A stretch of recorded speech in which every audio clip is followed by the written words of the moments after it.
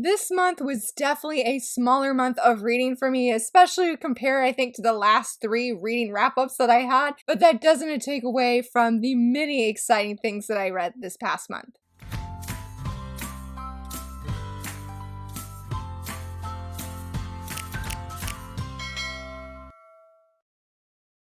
Hello friends, happy Friday. It is my reading wrap-up video. I am a week late, I should say, because last week I kicked off my shoujo event. Click here if you want all the details how to win a physical shoujo josei manga starter pack. Also, with that, round 2 of the voting kicks off today, right now, right here. If you want, you can pause this video, go down to the link down below to go vote for the shoujo manga that you want me to read this summer. I have been shocked by the most voted titles. I went ahead, in fact, bought one of them, the final volumes that my library didn't have, just because I am pretty much expecting that to be in the top 3. So go, go, go. Moving on to the reading wrap-up video, I think I roughly read 30 volumes. I'm gonna go ahead and start with the digital, and technically this is not a manga, but my favorite read of last month was the Harvestin Slutathon event in Twisted Wonderland. I have been hooked and invested in this game, and it had 2 of my favorite characters.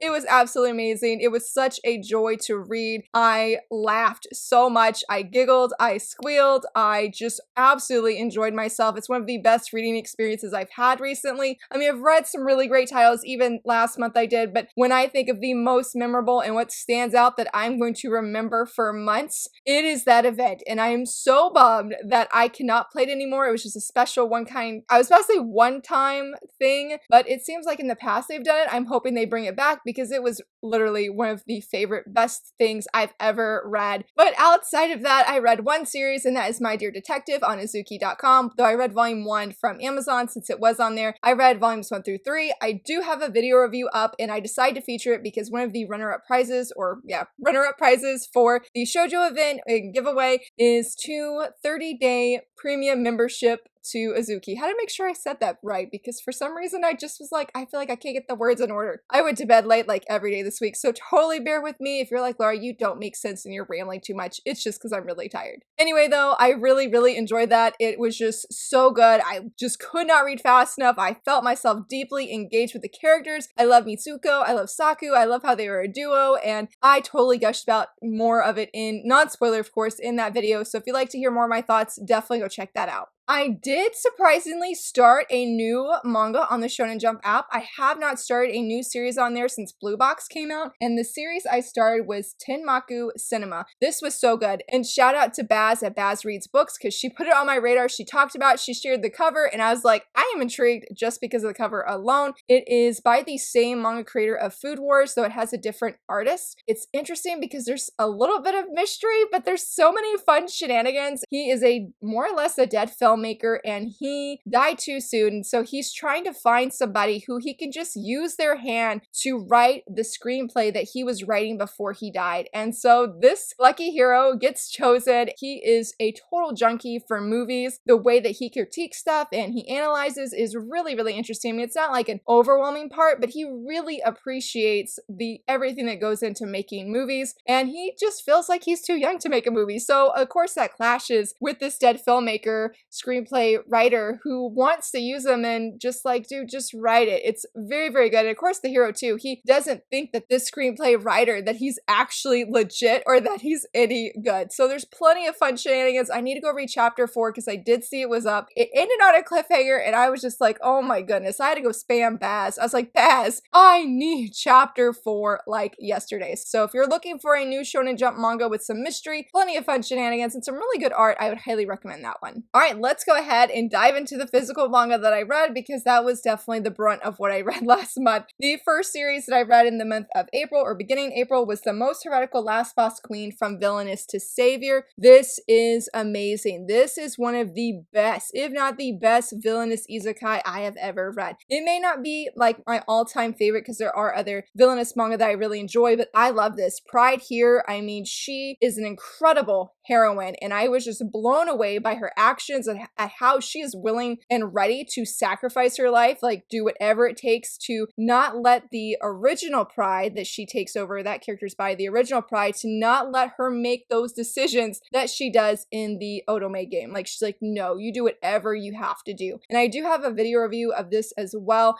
gushing about this, of how great it is. I would definitely recommend checking it out, especially if you love villainous isekai. I feel like this is different and very much stands out compared to other villainous isekai manga that I've read, because it's not very humorous. There is humor for sure, but it's more serious, and like just the way that Pride, she's not avoiding the red flags for herself, but she's doing it for the sake of her people. And I will just say that I enjoyed this manga so much that I actually went ahead and buy the light novel. I was gonna read it, but it came past that window where I was like, I've lost a little bit of my excitement to read it during that time where I was like, I'm ready, I need to know what happens next. It was very similar to the manga from what I did read, and it definitely goes more into detail, and that's exactly what I want. Plenty of detail in the original manga, but I was like, I could not stop thinking about these characters. Even now, I absolutely love them. Highly recommend, especially if you love villainous isekai. For the next one, it was a shoujo manga series, and I feel a little bit bad because it was supposed to be a buddy read, and I did the first 3 volumes with my buddy readers, but I was having a really rough, I think, weekend or a week, and I just felt really down in the dumps. And so when I started this, it was really good, and I was like, this has helped brightening my attitude, and I want to keep reading more. So I went ahead and read the whole series, and that is My Love Story,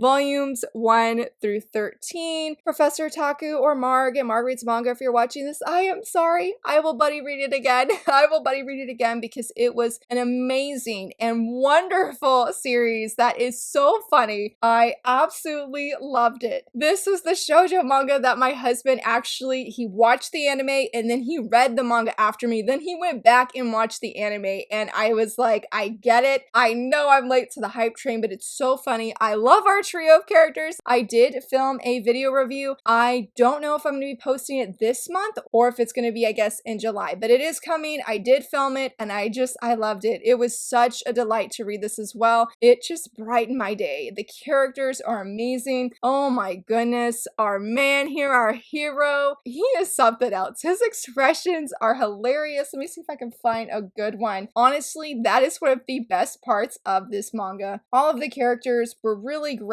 Okay, this is not the best picture, but here he is. I mean, he's this big burly guy, and he loves his girlfriend. He loves Suna. Him and Suna have the best bromance ever that I've ever read in manga, and we need more bromance like theirs. He's this big burly guy. Look at him blushing. He's so cute, and he loves his girl. He is just a wonderful boyfriend, and I really enjoyed seeing him grow as a character, seeing them grow, him and Suna as friends, seeing him grow with his girlfriend, who I forget her name for whatever reason. It is just an amazing story. So if you're looking for a romantic comedy that's very original and very different, this series is it. I love it. It's going to be one that I reread again, and that's why I was saying I will reread it with my buddy readers because it's just that good. It's one of those, I understand now why people are like, you need to read My Love Story. I don't know if it's a classic per se, but I do feel like it is a good staple shoujo manga that is a must read for any shoujo manga reader or for any person that likes any demographic, because I think it's really cool that I know quite a few guys who actually read this series and have deeply loved it, and rightfully so in my opinion, because it's just one of those interesting shoujo manga that can just reach any audience despite gender, which is, I think, is always really cool. I love this cover. This cover is one of my favorites. And the final volume, so highly recommend. The only thing I was a little bit bummed about is I did feel the ending was just a tad bit rushed. I wish she could have had just one more volume, but it's still an excellent series that I would highly recommend. Coming in with my cat manga, I read volume 2 of My Sister the Cat. This was so cute. I'm pretty bummed actually that the next volume is the last volume. I enjoyed this more than I did volume 1. Volume 1 was really good, but it's so cute. Like, I love her interactions with her brother, and also this is another manga that has some great funny expressions. The sister's so adorable. I love that she is not a teacher, but she works at the same place as the human brother, and she's so sweet. She's so sweet. She sort of looks down on herself because she is a black cat, and these people have said so many hurtful things to her, and I'm just like, our main characters and our little sister, she's so cute, that they really encourage her. It's very slice of life, very episodic, but I deeply enjoyed it and highly recommend. recommend it. If I could not choose the event from a game to be my favorite thing that I've read, I'm pretty sure that I'm going to say volume 1 of Cinderella Closet. This volume swept me off my feet. It's so good. I'm not sure how to put my hand, put my hand on it of what it was that spoke to me about this, but I feel like the beauty aspect and how our main girl struggles with beauty and feeling, or with makeup specifically, and feeling like she's too late, that now she's in college, she's working, she doesn't have the same time that she did, she doesn't have a boyfriend, but she wants to look pretty for him, and being told like that there's nothing wrong with that and that it's not too late for her to learn makeup was, I don't know, I think a game changer for me personally, because I really resonated and related to that a lot. And I'm not big on makeup. I don't think I'll ever be, to be honest, but I admired the main girl and just how she did not give up, and how just, even with the really big plot twist, that she wasn't rude, that she wasn't mean, and was upset for different reasons than probably what most people would think. So I would definitely recommend checking this out. This is one of the giveaway prizes because I was like, I love it so much, I need somebody else to read it. So this is part of the shoujo manga starter pack that I'm doing, or the giveaway, that I'm doing. See what I mean? I feel like I'm getting totally tongue-tied this morning. One of my favorite shonen manga series is Kaiju number 8. I read volume 6. So good. Excellent. Keeps getting better and better. Cannot get enough of this series. Every single time I read it as soon as it arrives, and then every time I end it, I'm like, I need the next volume ASAP. I do know that this is on the Shonen Jump app because my husband's read all of it, but I have been insistent with him that I'm like, I am only reading the physicals because I just enjoy it that much. Oh my goodness. The art too, I feel like just keeps getting better. I never have a problem following the action, what's going on, which has been a problem for me with some shonen manga. I do not have that problem in Kaiju number 8, and I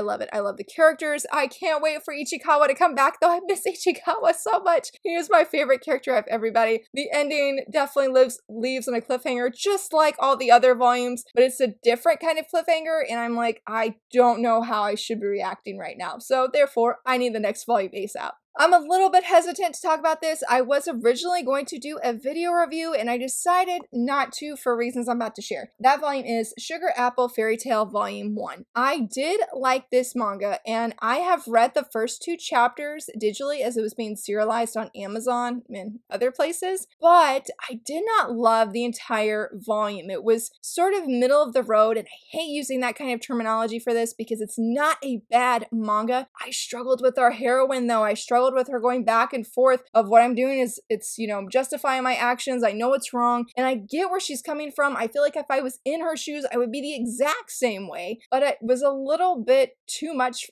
for me in the sense I just kept feeling like it was being pushed at me, like, hey, remember this, remember this, remember this. And I'm like, I get it. I know this. Stop telling me about it. And I feel like if it just wasn't pushed at me so strongly, I would have been okay. So it's not a series I want to drop. I would like to read volume 2 because I do feel like this is a series where it's try 3. And I've been told by 2 or 3 different people that out of the 3 formats that this story is available in, including the manga, the light novel, and the anime, all of them have said that the manga is the weakest in the sense of the portraying of the story. The light novel they feel is the best, and they do feel like the anime did a really great job as well. So I want to give it, like another volume if I can. Love the ending. I love the art, and I genuinely do love our main girl. I like her. I think there's just some good humor in here, but I don't know. I just didn't connect with it the same way I expected. And so I didn't want to do a video review and not have like all these glowing things to say because that is personally important to me. And so I was like, I want to try and give it at least another volume, another 2 preferably, to see what happens next. The final chapter in this volume, I was hooked. I actually really wanted to know what was going to happen next because that's when I feel like the story really gained some momentum for me. And I'm like, okay, we're going forward. I am very curious. If there's a rival, or it was my favorite thing last month, I really actually struggle between Cinderella's Closet and this one, and that is the Skull Dragon's Precious Daughter. This was so good. Oh my goodness, I loved it so much. Absolutely amazing. Very sweet and precious story set in a fantasy world, and I could not get of this father-daughter-like relationship between this dragon, we'll just say dragon, and this little girl who they call a witch. She's not as sweet as our main girl in Sugar Apple Fairy Tale, but she has her own sweetness and charm to her that I really, really loved, and I know I've gushed about it in another Top 5 Wednesday video, but just a huge shout to May for putting this on my radar. It is so wonderful. The art is great. It had a cliffhanger. This was another story where as soon as I finished reading, I'm like, I have to go spam Maeve. I have to let her know my thoughts and just hear her thoughts as well because she's the only other person reading this. Please go read it. Join us in our love for this story. Highly recommend it if you're looking for a cozy fantasy. That was the first trying to look for. A cozy fantasy, no romance or anything, just very fun and enjoyable shenanigans that have some very heart-moving moments as well because I did tear up at a few moments when reading this. Moving on to some manhwa. I do have a few more manga, but I read volume 3 of Why Raeliana Ended Up at the Duke's Mansion. And if you saw the last Top 5 Wednesday video I filmed, I'll leave a link here. I gushed about this. I gushed about it. It was so good. I'm not going to re-gush about it. Please go watch that video because it was just so amazing. I mean, not the video, but like what I said about this, like the volume itself is so amazing. Oh my goodness. It was just so good. Love Raeliana and Noah. This has all the shipping feels. Very good. Again, just go check out that video if you want the full excitement and gushing of how much I love this. It was so, so good. The next one I read is The Boxer Volume 2. This sports manhwa story is unlike anything else I've read. It's very different from Haikyuu. It definitely still has those, I was gonna say teamwork vibes, but not in the same sense. I almost actually dropped this volume because I really liked the introduction of this character, and then things went south for him, and I was so crushed and heartbroken for him. But that's actually one of the strengths I feel of this story, that I was like, wow, you're seeing not just the bright side, I feel like, of sports stories, especially manga where there's a focus on teamwork, you yourself challenging yourself and growing as a player. Our main guy, Yu is his name, is very strong. He has this unnatural ability that where he's just very fast. It's interesting because this guy here, you get his backstory and he's sort of portrayed as the bad guy. And so you get his backstory, you get this other guy who has given his all to becoming the best boxer he can be, and it was not enough. And I was absolutely crushed for him. And so it was really interesting seeing somebody portrayed as a bad guy, somebody who's given their all, somebody who just has unnatural ability, someone who thought they had it all and then they get defeated. Oh my goodness. I love that scene. I was 100% here for it. So I really feel like it spotlights a lot of different things with sports in general, specifically boxing. Though I will warn, this one was a lot bloodier than the previous volume. And I actually asked my husband because he did MMA and he had watched boxing. And I was like, is this accurate? Because like this is a lot of overwhelming amount of blood right now. Nothing that was overly gruesome, though I would not say it was pretty to really look at for me personally. I'm definitely looking forward to volume 3 because it was just a very good volume. Like I said, even though I almost dropped it, I'm pretty sure that I gave it 5 stars. Definitely recommend if you're looking more for a gritty sports story to read because this one captures the grit so well. And the last manhwa that I read was What's Wrong with Secretary Kim, and I'm so excited. Thank you Yen Press, Ise Press for, I think it's just Yen Press. Yes, thank you Yen Press for releasing this physically. I started reading this digitally last year, read each chapter daily. I knew for certain this is one manhwa that I have to get physically. I absolutely adore this. I've been very sad that I've seen more people not enjoying this one compared to, I think it's called The Business Proposal, and I feel bad because I've tried The Business Proposal twice. I've even tried the K-drama, and all 3 times I could not get into it. I didn't find it interesting. I didn't like the characters. I feel like it's just because I started this series first and I love the characters. Like Miss Kim is amazing, and I love our very what is even the right word to describe this guy? He's very full of himself. He is very narcissistic and he's just, he's a hot mess. I love their interactions because he's like that, and how Miss Kim is, because she just doesn't put up with it. Like it doesn't phase her in certain things. I love how it ended, and it's an amazing story. I think I read it on Tappy Toon. So if you want to give this series a try either Tappy Toon or Tappis. I'm pretty sure it's on Tappy Toon though that I read it. But you can go try it on there, see what you think. Highly recommend it. It's going to be in the manhwa that I definitely like, top 5 manhwas that I love this year and that I will keep collecting. Going back to the manga, this was in the top 5 Wednesday video I mentioned that I would love to see people read, or may you please read, yeah, because the month of May, and that is My Girlfriend's Child Volume 1. Excellent excellent volume. I'm not even sure what to say about this. It's definitely a deeper manga for me than what I usually read, but I highly recommend if you're looking for a manga that is beautiful and stunning art. Like, it's very soft, and the way that it just touches on this subject, because she thinks she's pregnant, she finds out she is, and her having to, I don't want to say deal with what's going on because that's a horrible way to say it, but she's pretty much in shock. She's feeling a lot of different emotions, and so I think that those feelings and how the art style is makes this not, I mean, it's still a heavier read, I think, but it's not so heavy where it's stressful or depressing or anything, because our main girl, she's reeling. She is reeling, but let me just say that this young man right here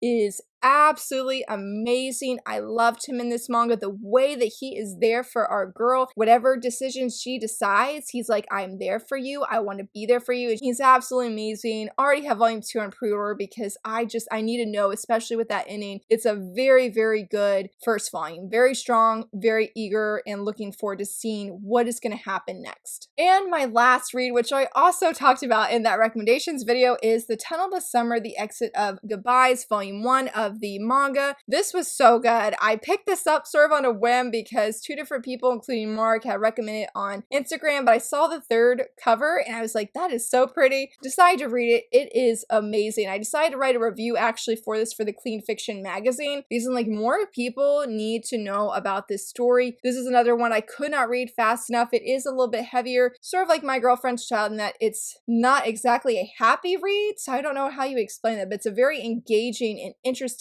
story, and definitely would recommend checking this out. I said so much more in that top 5 Wednesday video, so if you want more of like a in-depth review with no spoilers, go check out that video because I unexpectedly treat it like a reading wrap-up, even though I didn't mean to do that. But this is another good one. It's only 4 volumes. Volume 4 comes out here this summer, I believe, so I'm hoping to get the other 3 volumes, and it's really good. I would highly recommend it. I didn't expect to love it as much as I did, but it was a super strong way to end the month of April with my reading. And that is everything, my friends. Like I said, I hope that this video made sense with me talking about these manga. I'm so glad to share these titles with you. I would recommend almost all of them, and hopefully I was able to convince and share why I felt they were. I would love to hear from you, friends. What are some books or manga that you read last month that you would recommend? Let me know down below. Also, don't forget to vote in the shoujo event. I will leave the link down below. If you enjoyed this video, please give it a thumbs up and subscribe, and thank you so much for watching. Bye!